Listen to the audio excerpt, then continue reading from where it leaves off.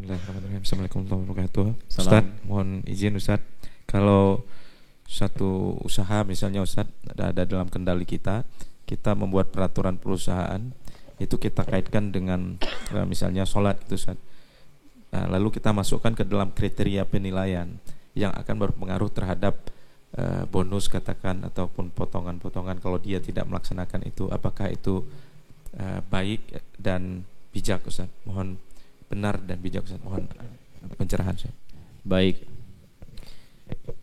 Ada baiknya kalau ingin diterapkan sifat-sifat demikian diberikan catatan. Yang pertama, karyawannya semua muslim. Jelas ya? Dan bidangnya memang secara proporsional dan profesional diisi oleh orang-orang yang bisa mengerjakan itu dengan baik. Itu dulu, karena nanti turunan hadisnya banyak. Jika persoalan diserahkan bukan pada ahlinya, maka hasilnya merantakan. Ya, nerima orang Islam tapi nggak punya kompetensi di bidangnya, ya nanti jadi masalah juga. Ya, kemudian di sisi lain ada non muslim punya kompetensi di bidangnya misalnya, diterima.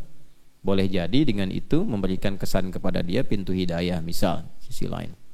Nah, kecuali kalau tadi karyawan semua muslim.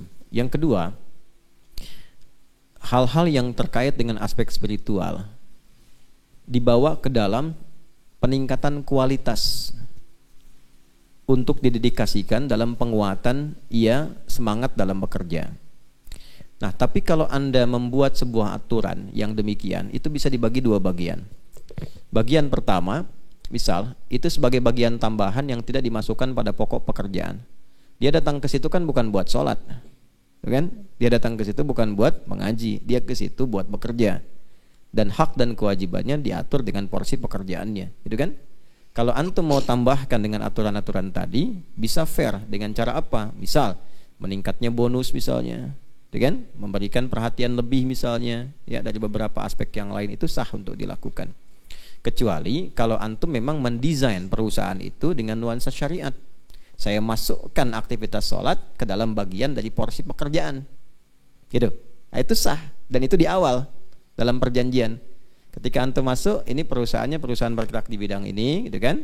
Kemudian yang kita gunakan nilai-nilai syariat Islam dalam bentuk-bentuk yang baik.